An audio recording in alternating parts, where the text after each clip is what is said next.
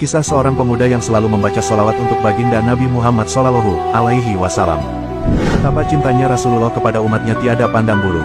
Kisah asli ini ada di dalam kitab Afdhalus Sholawat, ala Sayyidis Sadat karya Syekh Yusuf bin Ismail An-Nabhani. Dikutip dari cuitan akun Habib Said Mahmud BSA Said Mahmud, beliau menceritakan sebagai berikut. Pada suatu ketika, di musim haji, Sufyan Ats-Tsauri rahimahullah tengah melaksanakan tawaf di Baitullah.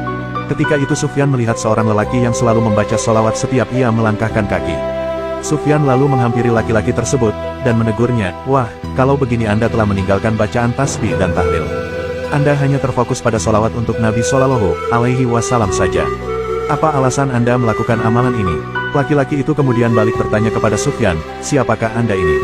Semoga Allah Subhanahu wa Ta'ala memberikan Anda karunia kesehatan dan keselamatan." Sufyan rahimahullah menjawab, "Aku Sufyan Ats-Tsauri." Laki-laki itu berkata, "Baiklah, akan saya ceritakan kisah saya. Andai kata tidak karena Anda adalah orang luar biasa di masa ini, niscaya saya tidak akan menceritakan karunia yang dianugerahkan kepada saya, dan niscaya saya tidak akan membuka rahasia yang diberikan Allah pada saya." Kemudian laki-laki itu berkisah, "Pada suatu hari, saya dan ayah saya pergi untuk menunaikan ibadah haji. Di tengah perjalanan, ayah saya mengalami sakit, maka saya berhenti dulu untuk mengobatinya. Lalu di suatu malam yang memilukan, ayah saya meninggal dunia dengan wajah yang menghitam legam.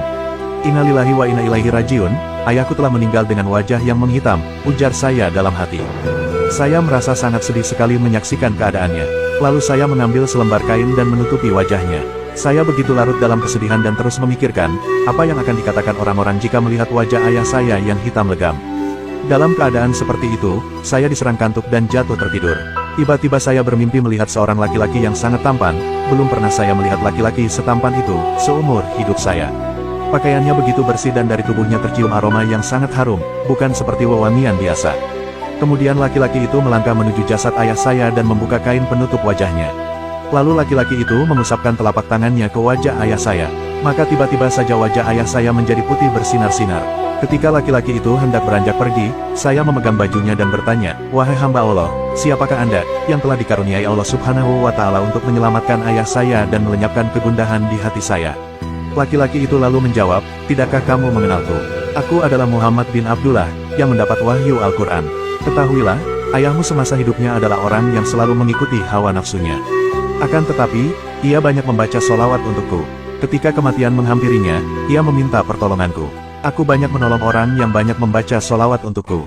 Kemudian saya bangun dan melihat wajah ayah saya yang telah menjadi putih bersinar." Catatan, Sufyan Ats-Tsauri rahimahullah bernama lengkap Sufyan bin Said bin Masruq bin Habib bin Rafi, bin Abdillah, dan dipanggil pula dengan sebutan Abu Abdillah Ats-Tsauri.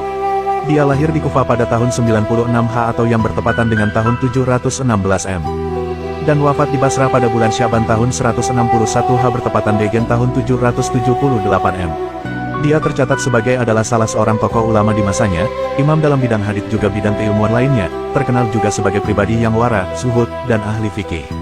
Wallahu alam.